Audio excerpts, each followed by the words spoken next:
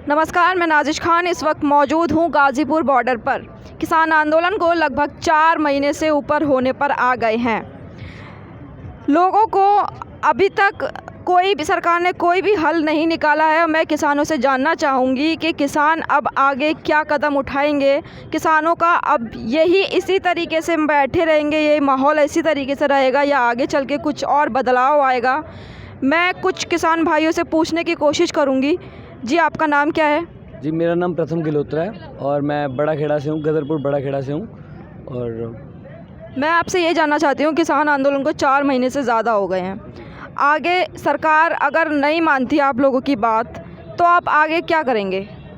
आप यहाँ पर आए हैं, आपको लगता है हम हटने वालों में से हैं? इतने टाइम से लगे हुए हैं, इतने धमकियाँ आई, इतना कुछ हुआ हमारे साथ, अभी तक नहीं हटे, तो मतलब ही नहीं आगे हटने का ना।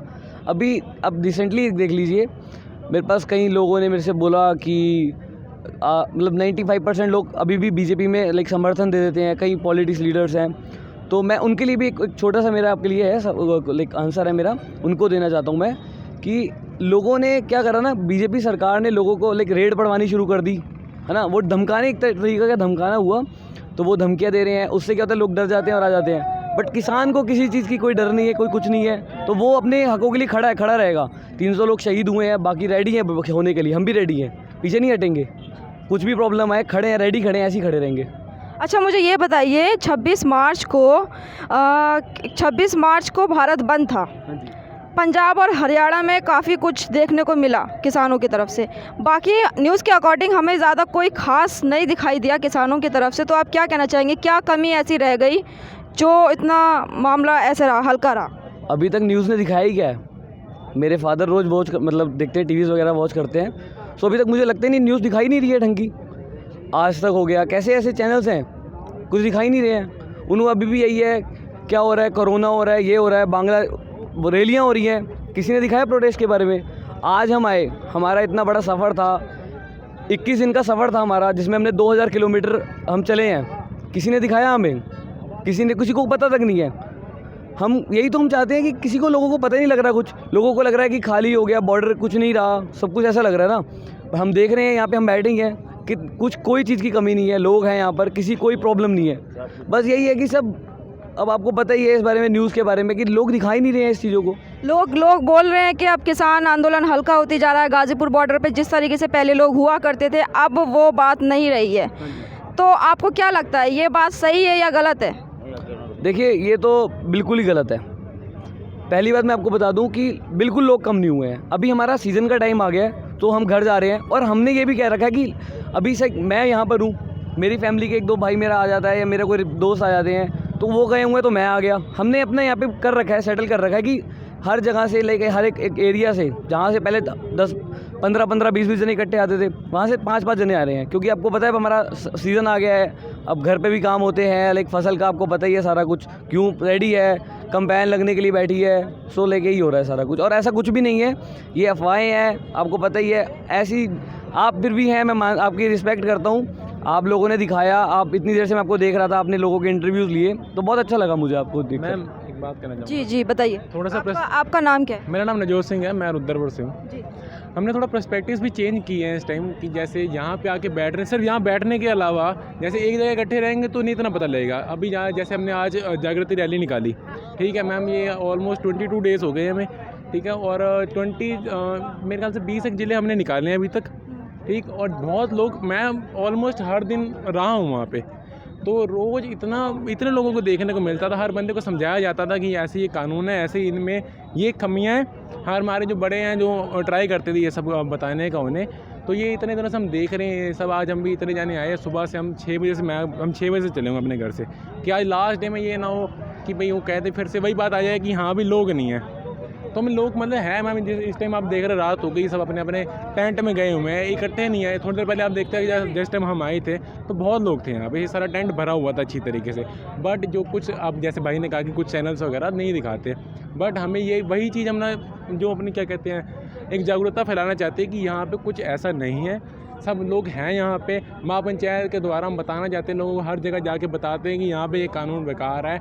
अब सरकार, अगर सरकार को लेंगे तो सरकार के बारे में बात करी जाती है कि इन्हें आप उस टाइम हम हम वोट नहीं देंगे, तब तक वोट नहीं देंगे जब तक हमारे अच्छे के लिए काम नहीं करेंगे, और वो हमें लगता है कि वो कभी दिन आने नहीं वाला।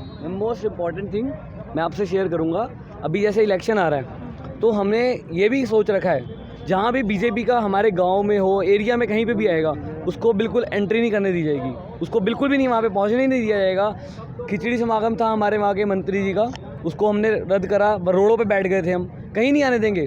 ये ओपन है, चैलेंज है उनको, कहीं भी नहीं आने देंगे। इलेक्शन का टाइम है, नहीं जीतने देंगे, नहीं जीतने देंगे। हम यहाँ बैठे हुए हैं, 300 से ज़्यादा लोग शहीद हो गए। मोदी जी हर छोटी बातों पे रुमाल निकाल के आंसू निकाल दिखा देते हैं अपने। मान लीजिए अगर इलेक्शन पर जीत गए, फिर क्या अगला कदम होगा? एटलीस्ट हम अपने एरिया में, जो हमारा एरिया है, जो हमारे वहाँ के वो मंत्री हैं, हम उन्हें नहीं जीतने देंगे।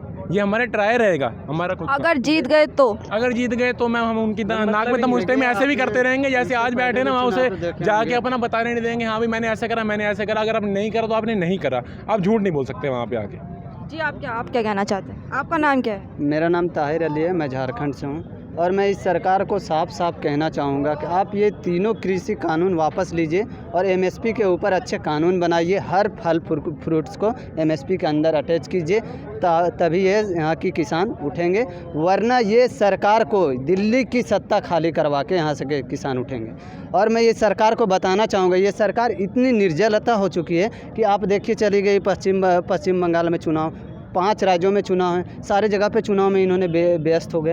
यहाँ के किसान इनको दिखाई नहीं दे रहे हैं। किसान आज सड़क पे सो रहे, जो देश की असली मालिक अन्नदाता हैं, 70% किसान हैं। इस सरकार को, सत्ता को समझना चाहिए कि ये किसान वही किसान है जो हमें सत्ता में बैठाई है। ये किसान वही किसान है जो इस सरकार को 22 राज्यों में सत्ता दिलवाई थी। ये किसान वही किसान है जो इस सरकार को अन्न देती है। इस सरकार के कुछ मालिक हैं, अंबानी अडानी, उनको अन्न देती है। और ये सरकार आज क्या करने चली है? अंबानी अडानी के तिजोरी में किसानों की रोटी को कैद करना चाहती है, जो इस देश के किसान कभी नहीं होने देंगे। इस देश के किसान इस चीज़ को कतई बर्दाश्त नहीं करेंगे। और इस सरकार को हम बताना चाहेंगे, आज आपके मीडिया के माध्यम से ये संदेश भी देना चाहेंगे कि आप समझो, ये वही किसान हैं जिनकी आप दोगुनी आय करने के वादे किए थे। हम वही युवा हैं जो हर साल 2 करोड़ रोजगार देने का वादा किया था। आपने पूरे 7 साल के अंदर 14 करोड़ रोजगार होने चाहिए थे। आज देखिए 17 करोड़ युवा पूरे लॉकडाउन के अंदर बेरोजगार हो गए।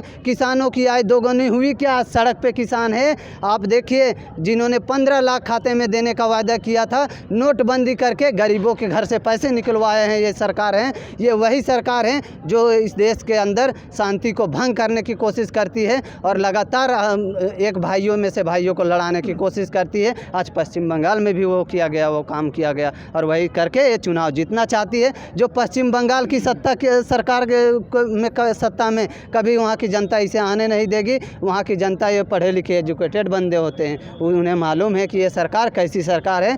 ये ऐसी सरकार है जो ये लगातार पूंजीपतियों की बात सुनते आई है, चाहे वो नोटबंदी हो या जीएसटी हो या आज महंगाई हो। आज आप देखिए पेट्रोल डीजल के दाम क्या कर दिए हैं, सर पे चढ़ा दिए गए हैं। 6 रुपये प्रति डॉलर है विदेशों में, अंतर्राष्ट्रीय बाज़ार में तेल के रेट। आज इन्होंने एक्साइज ड्यूटी इतनी लगा दी कि जनता की कमर ढीली हो गई है तेल भरते भरते। अगर यहाँ पे बताइए, अगर कोई भी आवाम अपने एक्सपोर्ट कराते हैं किसी भी माल को, तो कितने महंगे मिलेंगे यहाँ के लोगों के, अगर देहात से शहर आती है तो। आज ये सरकार ऐसा काम करने को चली है। आज देखिए यहाँ पे किसान एकत्रित क्यों है? इसलिए है कि ये अलग अलग मंडी 2 तरह के तैयार किए हैं भाई साहब। पहले हमारी मंडी थी, आज इन्होंने अपनी मंडी तैयार कर रखी है अंबानी अडानी की। उस मंडी से इन्होंने फसलें निकालेंगे, और उस फसल को किस तरह निकालेंगे? पतंजलि में, जैसे आपने देखा होगा। पतंजलि में आज क्या है, आप मार्केट में चलो, मैं 26 रुपये आटा दिलाऊंगा, पतंजलि में चलो 50 रुपये आटा मिलेंगे। आज ये लोग क्या कर रहे हैं, वैसे ही स्टोर खुलवाएंगे और पूरे देश के अंदर देश की जितने भी फसलें हैं सबकी रेट बढ़ाकर ये अंबानी अडानी को फ़ायदा पहुंचाएंगे और देश की आवाम को अडानी अंबानी का गुलाम बनाएंगे। उनकी ज़मीनें बिक्री करवाना चाहते हैं, गिरवी रखवाना चाहते हैं अडानी अंबानी के पास, जो हम कभी होने नहीं देंगे। सर कटा देंगे, लेकिन ऐसा होने नहीं देंगे। आपको याद होगा आज़ादी से पहले हमारे शहीद आजम भगत सिंह ने अंग्रेज़ों के ये संसद में बम फोड़ दिया था। हम मोदी के संसद में फोड़ देंगे अगर मोदी ये कानून को वापस नहीं लेता। ऐसी बात क्यों नहीं भाई साहब, क्यों नहीं? अगर हमारे भगत सिंह, अगर हम मानसिक रूप गुस्सा से जायज़ है क्या ये सरकार ने? एक मिनट, हम मानसिक रूप से गुलाम किया जा रहा है हमको। अगर हम गुलाम हो गए, हमारे भविष्य क्या बोलेंगे? आने वाले भविष्य क्या सवाल खड़ा करेंगे कि आप उस समय कहाँ सोए थे जिस समय इस देश को आज़ाद करा के हमारे गांधी जी ने, सुभाष चंद्र बोस ने, शहीद आजम भगत सिंह ने फांसी पे लटक के और इस देश को आज़ाद कराया। उसके बाद अगर आज हम खामोश रहें, आज अगर हम शांत रहें, तो ये देश मानसिक रूप से गुलाम हो जाएगा। वो उस समय हम काले अंग्रेज़ों का गुलाम था, आज पूंजीपतियों का गुलाम हो रहे हैं। चोर अंग्रेज़ों का गुलाम हो रहे हैं। चोर अंग्रेज़ों का जब गुलाम हो जाएंगे, हमारे बच्चे नहीं सवाल खड़ा करेंगे आप उस समय कहाँ सोए थे।